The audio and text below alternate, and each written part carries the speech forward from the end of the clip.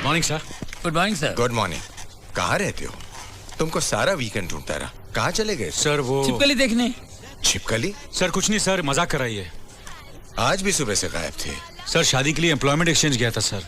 क्या? शादी के लिए एम्प्लॉयमेंट एक्सचेंज? जी सर। मैं समझा नहीं। हस्बैंड की नौकरी के लिए सर। Be serious. काम की बात करें? जी करिए ना सर। तुम्हें एक बहुत खास आदमी का इंटरव्यू लेना है। किसका सर? सीएम का। You mean chief minister? हाँ। लेकिन सर मैंने कभी किसी का इंटरव्यू लिया नहीं। तो क्या हुआ? यही तो अपॉर्चुनिटी है। ऐसे मौके को हाथ से मत जाने दो। देखो शिवाजी, ये तुम्हारा एक्सक्लूसिव शो है और तुम्हारा पहला गेस्ट खुद chief minister. I am the director of photography sir. Of course. Thank you sir, thank you. All the best. अरे ये तुम्हारा हाथ क्यों कांप रहा है? पहला इंटरव्यू है सर, वो भी चीफ मिनिस्टर के साथ। नर्वस तो होऊंगा ना सर? नर्वस? सीएम के सिर पर सिंह थोड़े ही ना है। वो भी एक आदमी है तुम्हारी मेरी तरह। नेचुरली उनसे बात करना जैसे तुम मेरे साथ करते हो। That's it.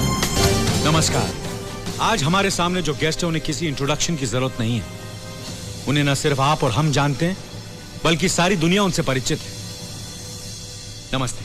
नमस्ते सर, हर बार चुनाव में आने वाले मुख्यमंत्री हमारी समस्याओं को हल करेंगे यह सोचकर जनता अपना वोट डालती है, लेकिन हर बार उसे निराशा होती है, उसके साथ धोखा होता है। आपके राज में भी ऐसे ही हो रहा है। क्यों सर? लगता है तुम अपने स्टूडियो से बाहर ही नहीं निकलते हो।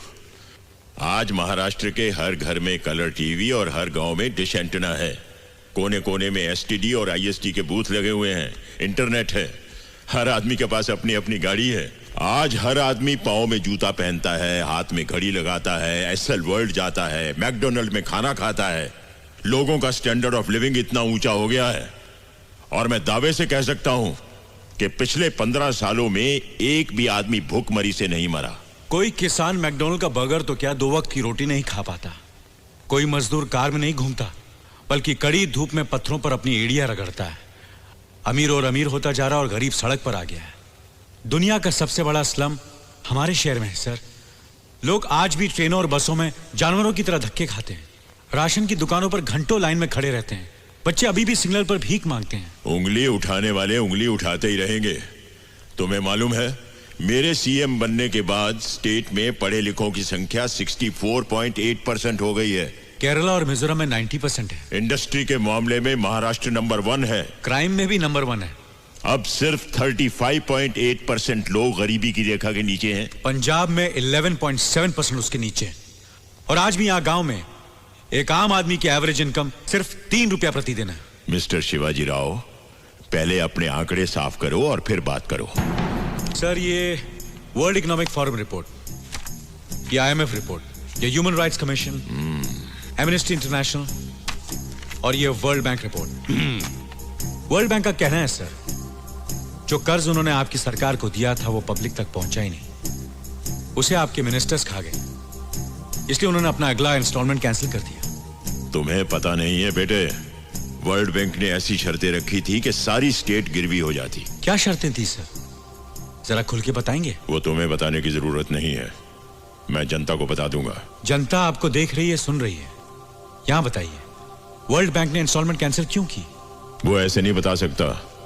पूरा पुलिंदा है 1000 पन्नों का। एनेक्स्चर ABCD करके 18 सेक्शन है। सेक्रेटेरिएट में मिलता है। 15 रुपए खर्च करके ले आओ और सबको सुनाओ। अगला सवाल। सर, पॉलिटिक्स में आने से पहले आपका फैमिली बैकग्राउंड क्या था? हमारा परिवार बहुत गरीब था। हम लोग खेती बाड़ी करते थे। अभी आपकी तनख्वाह कितनी है? क्या? सैलरी, तनख्वाह? सब काट कर कोई 18,000 रुपए होगी। यानी एक साल में 2,16,000, यानी आज तक की आपकी कमाई 20-25 लाख रुपए से ज्यादा नहीं हो सकती। फिर भी आपके पास 500 करोड़ रुपए की प्रॉपर्टी है। वो कहां से आई सर? हाँ? अरे बाप रे, ये तो धोती खोल रहा है। सब बकवास है। तुम्हें जानना है मेरी प्रॉपर्टी के बारे में तो जाओ कोर्ट में केस करो। वहां आकर बताऊंगा कि मेरे पास क्या है। केस? वैसे ही कोर्ट में 14 लाख केसेस हैं जो 15 साल से चल रहे हैं। हर्षद मेहता का केस अभी तक चल रहा है। बॉम्ब ब्लास्ट वाले बाइज्जत बरी हो गए। एक औरत का रेप केस, जब उसका नंबर आया तो उसे मरे हुए 5 साल हो चुके थे और आप कहते हैं केस करो। ये याद है सर, हाँ, देखा है कहीं। ये आपका इलेक्शन मैनिफेस्टो है। ओ हाँ, याद आया, मैंने ही तो छपवाया था। हम जाति और अपराध रहित समाज की स्थापना करेंगे। समाज में कानून और व्यवस्था लाएंगे, औरतें फिर से सड़कों पर खुलेआम चल सकेंगी, घर घर में बिजली पानी राशन होगा, पूरी शिक्षा मिलेगी, महंगाई जाएगी, खुशहाली आएगी। वो खुशहाली आएगी की बजाय जाएगी छप गया था, मैंने उसे ठीक करवाया था, मुझे याद है। ये सब हुआ है? क्यों नहीं हुआ है? आप कहते हैं कि कानून और व्यवस्था लाएंगे, लेकिन उस कानून की धज्जियां उड़ाने वाले ही आप हैं।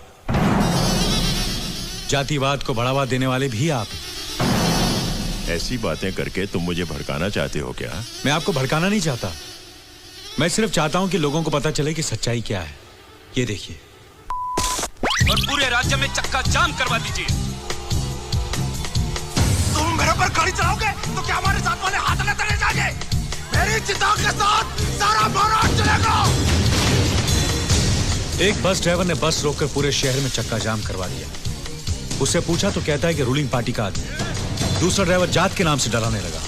कमिश्नर और पुलिस भी कुछ कर नहीं पाए क्योंकि आपने उन्हें कुछ करने नहीं दिया। अपना वोट बैंक बचाने के लिए आपने सारा महाराष्ट्र जलने दिया। 250 करोड़ रुपए की प्रॉपर्टी जलकर राख हो गई क्योंकि आप चुप रहे। सैकड़ों गाड़ियां जली, लोग घायल हुए, मरे आपकी वजह से। आपने किसी को कोई कार्रवाई नहीं करने दी क्योंकि आपसे आपकी कुर्सी नहीं छूट रही थी, है ना? क्या पकड़ा है? अब बोलिए सर, जनता से ज्यादा आपको अपनी कुर्सी प्यारी है ना?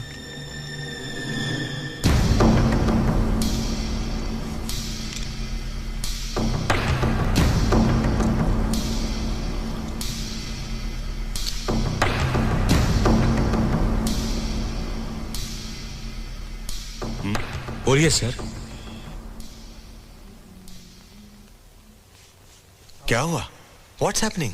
नंगा करके नहला रहा है। अरे बोलना बुढ़े, बोलती क्यों बंद हो गई? अरे ले डाल हीरो, ले डाल। कैमरा बंद कर। क्या काट डालूंगा? कसाई मंत्री, इसको बोलो बंद करे। बांधो। दादा, बहुत हो गया इंटरव्यू, चले? अच्छा तो इंटरव्यू खत्म ना? जय Hind. Excuse me sir, live telecast चल रहा है, लोग देख रहे हैं। लोगों को उनके सवालों का जवाब अभी तक नहीं मिला। बैठ जाइए प्लीज।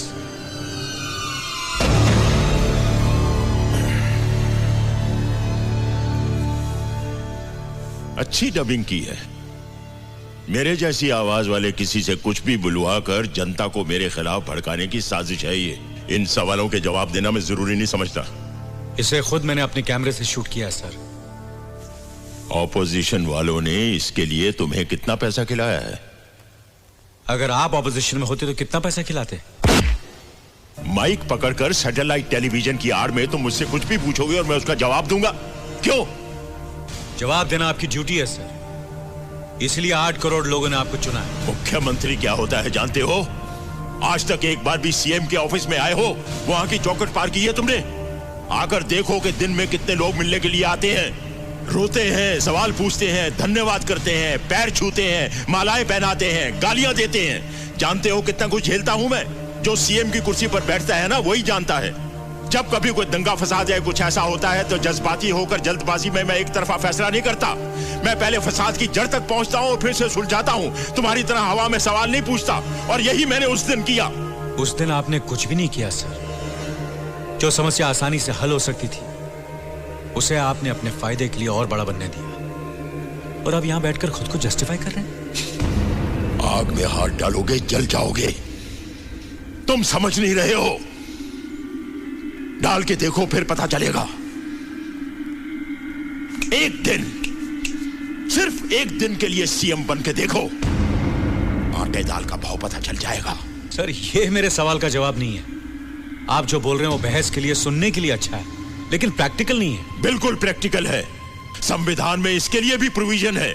एक छोटा सा ऑर्डिनेंस पास करना पड़ेगा बस। एक दिन, 24 घंटे कुछ भी नहीं है। सर हम मजाक कर रहे हैं। अरे मजाक तो तुम समझ रहे हो। बस एक दिन मेरी कुर्सी पर बैठकर देखो कि कितने अंगारों पर बैठता हूं मैं, कितने कांटों का ताज है मेरे सर के ऊपर। तब पता चलेगा कि कितने लोग एजुकेट हुए और कितने लोगों की गरीबी कम हुई। तब तुम यहां बैठना और मैं तुमसे सवाल पूछूंगा इसी प्रोग्राम में। बोलो, क्या बोलते हो?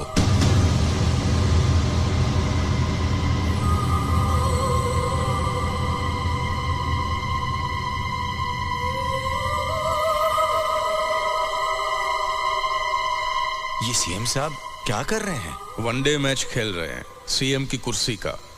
जब से बिहार होकर आए हैं अनशंत बोलते रहते हैं। नहीं सर, वो आपका काम है, मेरा नहीं। बस हवा निकल गई। तुम रिपोर्टर लोग बस कुत्ते की तरह भौंकते हो, गाड़ी के पीछे पीछे भागते हो। जैसे ही गाड़ी रोककर दरवाजा खुला नहीं कि दुम दबाकर उल्टे पांव भाग जाते हो। बोलो, बनोगे सीएम एक दिन के लिए? लाइव टेलीकास्ट हो रहा है बच्चे, सब लोग देख रहे हैं, जवाब दो।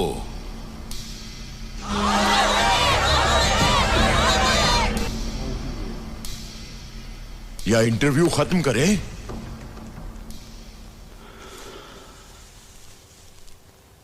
ठीक है सर, अगर ऐसा हो सकता है तो मैं तैयार हूं। एक दिन के लिए मैं आपकी कुर्सी पर बैठकर देखूंगा।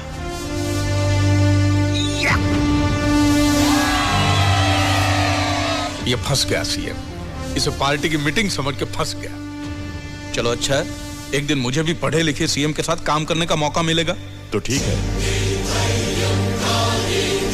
जय हिंद।